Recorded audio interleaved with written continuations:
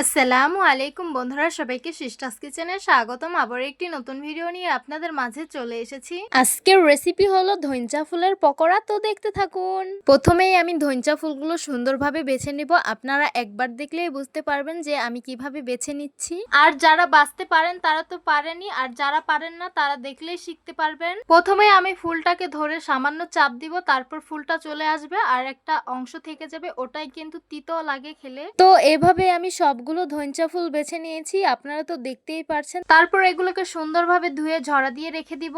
তারপর একটি পাত্র নিয়েছি, এখানে কিছু মুসুরি ডাল আমি সুন্দর করে পাটায় আধ ভাঙ্গা করে বেটে নিয়েছি। কুচিয়ে রাখা পেঁয়াজগুলো দিয়ে দিব, কুচিয়ে রাখা কাঁচামরিচ দিয়ে দিব, কুচিয়ে রাখা বিলাতি ধনিয়া পাতা দিয়ে দিব, গরম মশলা জিরা বেটে নিয়েছি সেটা 1 চামচ দিয়ে দিব, পরিমাণ মতন আদা রসুন বাটা দিয়ে দিব, 1 চামচ হলুদ মরিচের গুঁড়ো দিয়ে দিব, স্বাদ মতো লবণ দিয়ে দিব, সামান্য গোলমরিচের গুঁড়ো দিয়ে দিব। ধুয়ে রাখা ধইঞ্চা ফুলগুলো দিয়ে হাতের সাহায্যে খুব ভালোভাবে মেখে নিতে হবে। তো আমি এইভাবে হাতের সাহায্যে এগুলোকে সুন্দরভাবে মেখে নিয়েছি, আপনারাও কিন্তু সেম ভাবে এটাকে মেখে নেবেন। চুলায় আমি আগে থেকে তেল গরম করতে দিয়েছিলাম, এখন একে একে বুড়াটা দিয়ে দিব ভাজতে। এই তো আমি সবগুলো বুড়া দিয়ে দিয়েছি, এক পাশ হয়ে গেছে, এখন উল্টে দিব অপর পাশ ভাজার জন্য। এই পকোড়াগুলো কিন্তু একটু কড়া ভাজাই দিতে হয়, না হলে কিন্তু খেতে ভালো লাগবে না, আর গরম গরম খেতে হবে এটা। এই তো আমাদের সবগুলো পকোড়া ভাজা হয়ে গেছে, এখন উঠিয়ে পরিবেশন করে নেব।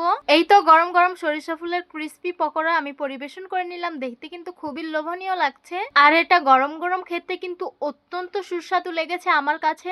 আপনারাও ট্রাই করবেন এটা গরম গরম খাওয়ার জন্য। তো আশা করছি আজকের ভিডিওটা আপনাদের কাছে অনেক ভালো লাগবে আর সহজও লাগবে। তাহলে আজকে এইখানেই বিদায় নিচ্ছি। সবাই অনেক বেশি ভালো থাকবেন, সুস্থ থাকবেন। আল্লাহ হাফেজ।